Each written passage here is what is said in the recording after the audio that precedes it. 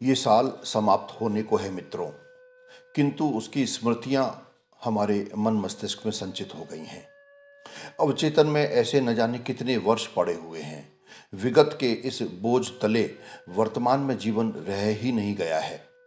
वर्ष की विदाई के साथ अब वक्त उस बोझ को अलविदा कह देने का है। मेरा ये वीडियो यदि आप अंत तक देखेंगे तो इस साल को किस तरह से हम विदा करें, ये सूत्र हाथ में आ सकते हैं। एक वर्ष खत्म होने को आता है, लेकिन सिर्फ बाहर से, कैलेंडर के पन्नों में। मन के कैलेंडर में तो एक और साल का बोझ जुड़ गया। साल भर की घटनाओं की यादें, मन में चुभे कांटे या फूल, सारी खट्टी मीठी अनुभूतियां पहले ही बने विशाल भंडार में जुड़ जाती हैं। इतिहास कैसे बनता है? जो हो चुका है उसका स्मरण और संकलन करने से। इस शब्द का अर्थ है इनती ह आस, अर्थात ऐसा हुआ था। इनती ह आस। भूतकाल में जो घटनाएं घटी थीं उनकी स्मृतियों को हम मन में ढोते रहते हैं। बाहर से तो वो सब विदा हो चुकी हैं, लेकिन हमारे मन के पटल पर अंकित हैं। आपको पता है, हमारा मन अतीत के बोझ से बोझिल है। ऐसी न जाने कितनी सर्दियों की यादें मन के अंतरतम में बस जाती हैं। उनका बोझ ढोते हुए हम वर्तमान में जीने की कोशिश करते हैं, जो कभी सफल नहीं होती। मन के दो हिस्से होते हैं, एक चेतन मन और दूसरा अवचेतन। ये अवचेतन समंदर जैसा है, विशाल और गहरा। इसमें हजारों वर्षों की यादें, संस्कार, अनुभव पड़े रहते हैं। इसलिए बाहर की घटना तो खत्म हो जाती है, किंतु हर व्यक्ति के अंदर उसकी छाप बनी रहती है। सुख हो या दुख, उसकी तरंगें भीतर चलती रहती हैं। अचानक कभी कोई स्मृति जाग जाती है तो वो घटना ताजा हो जाती है। हम उसमें ऐसे ही खो जाते हैं जैसे वो अभी घट रही है। अतीत का बोझ बहुत बढ़ जाए तो वो हमारे वर्तमान को बोझिल कर देता है। फिर हम इस क्षण जी नहीं पाते। बहुत सी जीवन ऊर्जा उसमें उलझ जाती है और इधर जीवन हमारी मुट्ठी से फिसलता जाता है। मुश्किल ये है मित्रों कि चूंकि हम आज जी ही नहीं पाते, आज में भविष्य की योजनाएं बनाते हैं। अपना भविष्य जानने की तीव्र ललक उन्हीं उन्हीं में होती है जो अतीत के बोझ से पीड़ित हैं। वर्तमान से उनका नाता नहीं जुड़ता। वो जीते नहीं, जीना स्थगित करते हैं। वे ही भविष्य पर आस लगाए जीना शुरू करते हैं, यानी कल्पना में जीते हैं। मानसिक रूप से जीते हैं, शारीरिक तल पर नहीं। तो फिर ऐसे में स्थिति क्या होनी चाहिए मित्रों?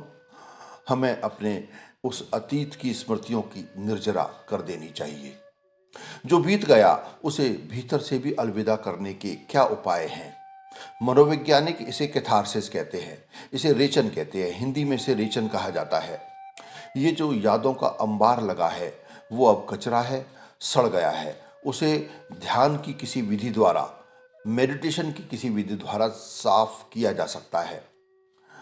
भगवान महावीर ने कैथारसिस के लिए बहुत सुंदर शब्द प्रयोग किया है, निर्जरा। निर्जरा का अर्थ है विदरिंग अवे, किसी चीज का झड़ जाना। जैसे वृक्ष अपने सूखे पत्ते गिरा देते हैं या फूल खिलने के बाद पंखुड़ियां झराते हैं। कोई चीज जो इकट्ठी है उसका बिखर जाना। ऐसे ही सारे अतीत को भीतर से मिटा देना है। अगर ऊपर धूल इकट्ठी हो गई है तो धूल के कणों को फेंक कर अलग कर देना। हर साल के आखिरी महीने में सभी को एक मानसिक पतझड़ से गुजरना जरूरी है, तो ही आप नए साल के लिए नए बनकर तैयार हो सकते हैं।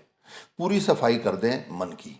जो भाव, स्मृतियां, प्रभाव हमारे गहरे अचेतन में इकट्ठे हैं, ध्यान में इनकी निर्जरा की जा सकती है। और सिर्फ ध्यान में ही की जा सकती है, मेडिटेशन में ही की जा सकती है। और कोई उपाय मनुष्य के दबे हुए वेगों की निर्जरा का नहीं है। इसके उपरांत, निर्जरा के उपरांत क्या करें? अगर सचमुच भरपूर जीना है, एक एक पल का रस निचोड़ना है, तो जहां आप हैं वहां पूरा होने की कोशिश करें। कठिन होगी ये बात, लेकिन सरल बन जाएगी। कठिन होगी इसलिए कि हमारी आदतें सदा वहां होने की नहीं है जहां हम हैं। हमारा शरीर कहाँ होता है, मन कहाँ होता है, दोनों में कोई तालमेल नहीं है। जहां हम हैं उस क्षण में हमारा मन वहां नहीं होता। अगर कोई व्यक्ति अभी और यहीं जीने के लिए धीरे धीरे समर्थ हो जाए तो हर पल को पूरी तरह जिएगा। जिस क्षण आप वर्तमान के क्षण में होते हैं उस क्षण आप सरोवर की भांति हो जाते हैं। गोल वर्तुलाकार शक्ति आपके भीतर घूमने लगती है, क्योंकि बाहर जाने के लिए कोई मौका नहीं मिलता।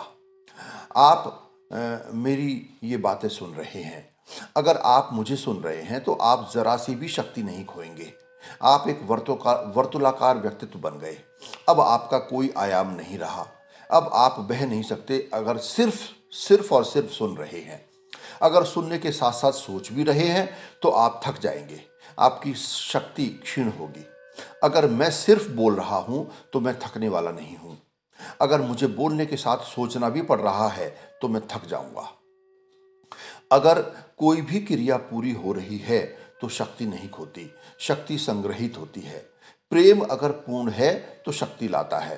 क्रोध भी अगर पूर्ण है तो वो भी शक्ति खोता नहीं है। जो भी कृत्य पूर्ण हो जाता है वो खोता नहीं। और बड़े मजे की बात है मित्रों कि अगर क्रोध पूर्ण हो जाए, टोटल हो जाए, तो आप क्रोध से मुक्त हो जाते हैं, क्योंकि वो इतना व्यर्थ मालूम पड़ता है। अगर आप प्रेम में पूर्ण हो जाएं तो आप प्रेम से भर जाते हैं, क्योंकि वो बहुत सार्थक मालूम पड़ता है। जिस क्रिया को पूर्णता से किया जा सके उसे ही पुण्य कहना चाहिए, और जिस क्रिया को पूर्णता में किया ही न जा सके उसे ही पाप कहना चाहिए। पाप और पुण्य की और कोई कसौटी नहीं है इस जगत में। तो मित्रों, इस साल के आखिरी माह में ये मानसिक पतझड़ आपके जीवन में आए और नूतन चित्त से आप नव वर्ष का स्वागत करें, ऐसी आशा के साथ मैं आपसे विदा लेता हूं। मेरा ये वीडियो, इसमें कही हुई बातें, कुछ इशारे यदि आपको पसंद आए हों तो मेरे इस वीडियो को लाइक करें और अपने सुझाव जो भी हों कमेंट सेक्शन में दें, और अपने मित्रों को मेरा ये वीडियो ज़रूर शेयर करें। मेरा YouTube चैनल ब्लिसफुल अवेकनिंग्स सब्सक्राइब करें, ताकि इसी तरह के और भी खूबसूरत वीडियो मैं आप तक निरंतर पहुंचाता रहूं। नमस्कार।